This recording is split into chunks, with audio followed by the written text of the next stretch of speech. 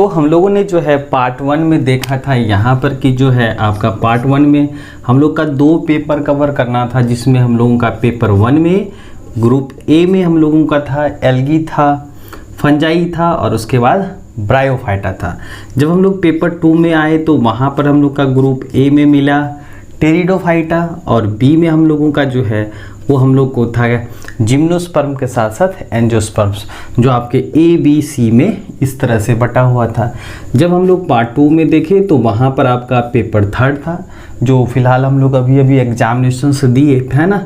उसमें आपका जो एनाटॉमी था, एम्ब्रायोलॉजी था और यूटिलाइजेशंस ऑफ प्लांट्स था, यानी इकोनॉमिक बॉटनी था। फिर हम लोग आए पेपर 4 में, तो यहाँ पर आपका माइक्रोबायोलॉजी और प्लांट पैथोलॉजी है। जो आपके ग्रुप ए में माइक्रोबायोलॉजी थे, अब बी में क्या थे, प्लांट पैथोलॉजी थे। तो ये हम लोगों का हो गया पार्ट 1 और पार्ट 2, जिसमें हम लोगों ने कवर किया पेपर 1, पेपर 2, पेपर 3 और पेपर 4। इसी तरह से था हम लोग का सिलेबस। जब हम लोग आए पार्ट 3 में, तो फिलहाल अब हम लोग बात करेंगे पार्ट 3 यानी कि बॉटनी ऑनर्स के बारे में। तो यहाँ पर हम लोगों को कुल मिलाकर के 4 पेपर कवर करने होते। कितने पेपर? 4 पेपर कवर करने होते हैं, जिसमें से आपका 5th है, 6th है, 7th है और 8th है। जिसमें से थ्योरी पेपर आपको मिलने वाला है 5th, 6th, 7th और जो प्रैक्टिकल होगा वो आपका 8वां पेपर होगा। तो ध्यान दीजिएगा कि हम लोग का जो पेपर 5 है ना, तो हम लोगों ने पार्ट 1 पार्ट 2 में हम लोगों ने जो है 4th पेपर तक देखा था।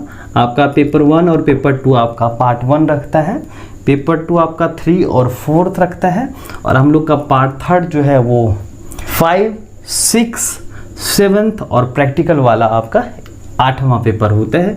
तो पेपर 5 में हम लोग को जो है 2 ग्रुप्स हैं। पेपर 5 में 2 ग्रुप्स रखे गए हैं। इसमें ग्रुप ए में हम लोग का आता है फिजियोलॉजी, बी में आता है आपका बायोकेमिस्ट्री, ठीक है। उसके बाद देखते हैं पेपर 6 में जो है ग्रुप ए में आपका साइटोजेनेटिक्स आता है और उसके बाद बी में आपका मॉलिक्यूलर बायोलॉजी है। जब हम लोग आते हैं पेपर 7th में, तो यहाँ पर आपको पढ़ने होते हैं आपका ग्रुप ए में प्लांट इकोलॉजी के साथ साथ ग्रुप बी में देखते हैं इन्वायरमेंटल बायोलॉजी। तो यहाँ पर जो है आपका जो पेपर है पेपर 5, 6, 7th जो आपका थ्योरेटिकल पेपर रहने वाला है और पेपर 8 जो है आपका वो आपका रहने वाला है प्रैक्टिकल वाला। तो अब हम लोग देख लेते हैं आपका जो पेपर 5 है, जो आपका ग्रुप ए में फिजियोलॉजी यानी कि जो पौधों की कारिकी है ना, तो वो हम लोग देखते हैं एक एक करके। पेपर 5th में जो है आपका ग्रुप ए में फिजियोलॉजी है ना, प्लांट फिजियोलॉजी। तो इसमें हम लोग को कौन कौन से टॉपिक देखने होंगे? तो पहला टॉपिक है आपका प्लांट वाटर रिलेशनशिप, यानी कि पौधे और जल का संबंध। उसके बाद है डिफ्यूज़न है, उसके बाद है ऑस्मोसिस है, वाटर पोटेंशियल के साथ साथ आपका एब्जॉर्प्शन ऑफ वाटर है, यानी कि जलों का अवशोषण कैसे होता है वो देखना होता है। वाटर ट्रांसपोर्ट थ्रू जाइलम है, यानी कि जल जो होते हैं आपके जाइलम के द्वारा ढोए जाते हैं, यानी संवहन करा जाता है। तो किस तरह से करा जाता है वो आपको देखना है। ट्रांसपायरेशंस है, यानी कि वाष्पोत्सर्जन की प्रक्रिया होती हैं, जिसके द्वारा जो है पौधे क्या करते हैं, गैसेस एक्सचेंजेस करते हैं तथा अपने संतुलन को बनाए रखते हैं इस तरह से। और इसका सिग्निफिकेंस है, यानी वाष्पोत्सर्जन है और उसका क्या महत्व है ये देखना होगा। उसके बाद है आपका मैकेनिज्म्स ऑफ स्टोमेटल मूवमेंट, यानी कि जो आपके रंध्र होते हैं ना, जिसको बोलते हैं स्टोमाटा है ना, तो स्टोमाटा में किस प्रकार से मूवमेंट होता है उनकी क्रियाविधि देखनी होगी कि आपका opening closing type of stomata कब होता है, इसका मैकेनिज्म्स जो है आपको करना होगा, यानी स्टोमेटल मूवमेंट के बारे में देखना होगा। उसके बाद जो दूसरा है वो है आपका मिनरल्स न्यूट्रिशन, यानी कि जो पोषक तत्व होते हैं, इसमें आपको criterions of essentiality of elements, बहुत सारे ऐसे पौधे हैं जिसमें कौन कौन से पोषक तत्व जो हैं आवश्यकता पड़ती है ग्रोथ एंड डेवलपमेंट्स के लिए, ये हम लोगों को देखना है। उसके बाद है माइक्रो के साथ मैक्रोन्यूट्रिएंट्स, कौन कौन से ऐसे पोषक तत्व होते हैं जो पौधे को कम मात्रा में आवश्यकता होती हैं और ज़्यादा मात्रा में आवश्यकता होती हैं। साथ साथ जो है आपका मिनरल डिफिशियंसी सिम्पटम्स हैं, अगर किसी वजह से जो है अगर न्यूट्रिएंट्स ना मिले, पोषक तत्व ना मिले, तो उसकी वजह से पौधों में किस प्रकार के सिम्टम्स दिखलाई पड़ते हैं। फिर आते हैं प्लांट डिजार्डर्स, यानी कि कुछ डिजीज जो है आते हैं। Nutrients uptake and transport with the special references पढ़ना है आपको, and role of the cell membranes and ion pump and the carriers. तो ये आपको यहाँ पर दूसरे में पढ़ना है, यानी मिनरल्स न्यूट्रिशंस में हम लोगों को देखना है। फिर तीसरा है आपका फोटोसिंथेसिस, है ना, यानी प्रकाश संश्लेषण की प्रक्रिया में आपको देखने होंगे। आपका फोटोसिंथेसिस पिगमेंट देखना है, यानी कि इसमें कौन से वर्णक मिलेंगे आपको। उसके बाद है इलेक्ट्रॉन ट्रांसपोर्ट सिस्टम है, पाथवे के साथ साथ जो है यह आपका क्लोरोप्लास्ट में आपका इलेक्ट्रॉन ट्रांसपोर्ट पाथवे दर्शाना है, दिखाना होगा। और आपको फोटोफॉस्फोराइलेशंस है, उसके बाद केल्विन साइकिल है, C4 कार्बन साइकिल है, और ब्रीफ अकाउंट आपका जो है फोटोफॉस्फोराइलेशंस एंड प्रोडक्टिविटी का है। तो ये आपका जो है फोटोसिंथेसिस में हम लोग को कवर करना होगा। तो प्रकाश संश्लेषण में ये सारी बातें हैं, ठीक है। अब आते हैं फोर्थ में, आपका रिस्पायरेशंस है, ग्लाइकोलिसिस है, TCA साइकिल है, यानी कि ट्राई कार्बोक्सिलिक एसिड साइकिल्स है। फिर आपका आता है इलेक्ट्रॉन ट्रांसपोर्ट सिस्टम है, ऑक्सीडेटिव फोटोफॉस्फोराइलेशंस है। उसके बाद आपका फिफ्थ में रखा गया है नाइट्रोजन मेटाबॉलिज्म्स रखा गया है। उसके बाद NIF जीन है, नाइट्रोजन फिक्सेशन जीन है। उसके बाद आपका regulations of nitrate reductase and nitrogenase है, एंजाइम्स के बारे में आपको देखना होगा। नाइट्रेट एंड अमोनियम एसिमिलेशंस है, ठीक है। तो ये हम लोग का फिफ्थ में नाइट्रोजन मेटाबॉलिज्म्स में देखने हैं आपको। उसके बाद आपका है ग्रोथ एंड डेवलपमेंट, यानी वृद्धि विकास पौधों में किस तरह से होता है, उसमें आपको जनरल एस्पेक्ट्स करने हैं। सीड डॉर्मेंसी, यानी कि सीड क्यों जर्मिनेट नहीं करता है और जर्मिनेट करते हैं, उसमें आपका फोटोपरियोडिज्म्स, आपका फिजियोलॉजी ऑफ फ्लावरिंग, वर्निलाइजेशंस, और उसके बाद ऑक्जीन्स है, जिब्रेलिन्स हैं, साइटोकाइनिन्स है, एब्सिसिक एसिड है, इथाइलिन है। यानी कि इसका मतलब ये आपके पादप हार्मोन्स हैं, जिसमें आपको पढ़ने होंगे स्ट्रक्चर यानी संरचना के साथ साथ रोल, यानी क्या क्या काम करते हैं। अब आ जाते हैं लास्ट में, आपका है प्लांट मूवमेंट्स, यानी कि पौधों में किस प्रकार से जो है ना, किस प्रकार से मूवमेंट्स मिलने वाला है। तो ये आपका जो है पेपर 5 का जो है ग्रुप 1 यानी कि प्लांट फिजियोलॉजी में आपको इतने सारे टॉपिक्स कवर करने होंगे। आप चाहे तो आप इसका स्क्रीनशॉट भी ले सकते हैं। तो इस तरह से आपको यहाँ पर देखना होगा कि पेपर 5 में आपको ग्रुप ए वाले में फिजियोलॉजी में आपको 7th टॉपिक्स कवर करने होते हैं। तो आप ये स्क्रीनशॉट ले सकते हैं। प्लांट वाटर रिलेशनशिप है, मिनरल न्यूट्रिशंस है, फोटोसिंथेसिस से पढ़ने हैं, रिस्पायरेशंस, नाइट्रोजन मेटाबॉलिज्म्स पढ़ने हैं आपको, ग्रोथ एंड डेवलपमेंट्स प्लांट्स का पढ़ना है, और प्लांट्स मूवमेंट्स। तो ये आपका जो है पेपर 5 का ग्रुप ए है, प्लांट फिजियोलॉजी, ठीक है। अब हम लोग देखते हैं जो हम लोगों का ग्रुप बी है, वो है आपका बायोकेमिस्ट्री। तो उनमें जो है कौन कौन से टॉपिक देखने पड़ेंगे। अब आ जाते हैं हम लोग ग्रुप बी में, हम लोगों का जो है वो है आपका बायोकेमिस्ट्री, ठीक है। तो यहाँ पर आपको कंप्लीट करने होते हैं जैव रसायन के बारे में। तो यहाँ पर जो हम लोग का पहला टॉपिक रहने वाला है वो है आपका कार्बोहाइड्रेट्स, जिसमें आपको कवर करने होंगे क्लासिफिकेशंस, यानी कार्बोहाइड्रेट्स का जो है वर्गीकरण करना है, साथ साथ कैरेक्टर्स करने हैं, उनका क्या स्ट्रक्चर्स होता है, and some representative of the mono, यानी कि जो है आपका मोनो कार्बोहाइड्रेट्स, यानी कि आपके ओलिगोसैकेराइड्स, पॉलीसैकेराइड्स और स्टेरोआइसोमर्स के बारे में आपको देखना होगा। तो कुल मिलाकर के बात यह है कि कार्बोहाइड्रेट्स का जो इंट्रोडक्शन के साथ साथ वर्गीकरण, उसका कैरेक्टर्स और इनके स्ट्रक्चर्स में आपका मोनोसैकेराइड्स, ओलोसैकेराइड्स, ओलिगोसैकेराइड्स और पॉलीसैकेराइड्स के बारे में आपको देखने होंगे। इसमें पहला हम लोगों का है कार्बोहाइड्रेट्स। इसमें आपका वर्गीकरण है, यानी कैरेक्टर्स है, आपका गुण विशेषता है, और स्ट्रक्चर्स करने होंगे आपको। जो आपका मोनोसैकेराइड्स है, ओलिगोसैकेराइड्स है, पॉलीसेक्राइड से उनका, और स्टेरोआइसोमर्स के बारे में हम लोग को देखना है। उसके बाद है लिपिड है, क्लासिफिकेशंस उनका वर्गीकरण करा गया है, कैरेक्टर्स उनके गुण दिए गए हैं।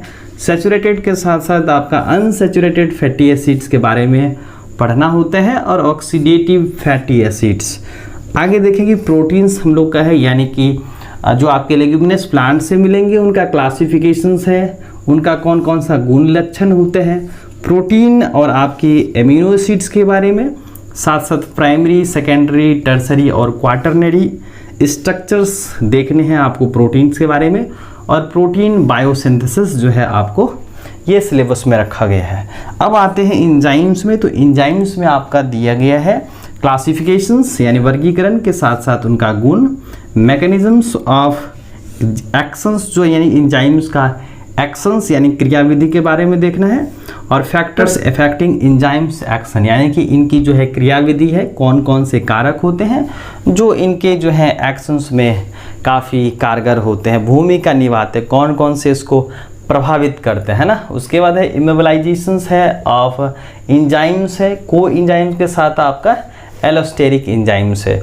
तो ये आपका हो गया पेपर 5 में आपको 2 ग्रुप्स कवर करने होंगे। आपका पहला जो है आपका प्लांट फिजियोलॉजी के साथ साथ आपको बायोकेमिस्ट्री। तो हम लोगों ने देखा कि ग्रुप ए में आपको करने हैं प्लांट फिजियोलॉजी जो आपका 7th टॉपिक कवर करना होता है, और ग्रुप बी में आपका बायोकेमिस्ट्री जिसमें हम लोग को जो है यहाँ पर 4 टॉपिक्स कवर करने होंगे।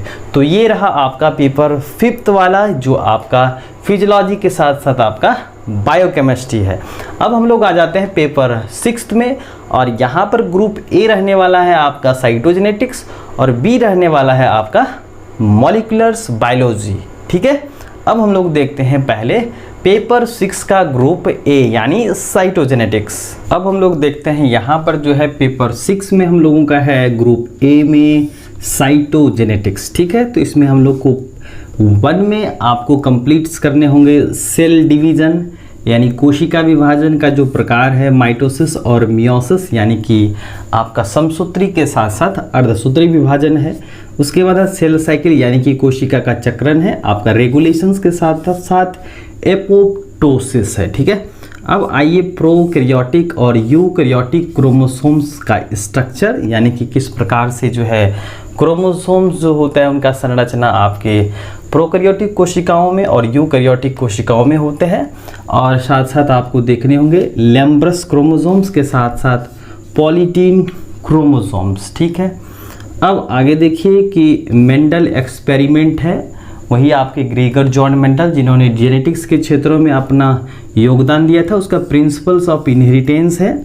उसके बाद 5th में हम लोग का है जीन इंटरैक्शंस है एंड मॉडिफिकेशंस हाइब्रिड रिलेशंस है। ठीक है, उसके बाद इसमें आपको पढ़ने होंगे एपिस्टैटिक, कंप्लीमेंट्री जीन, सप्लीमेंट्री के साथ साथ आपका डुप्लीकेट फैक्टर।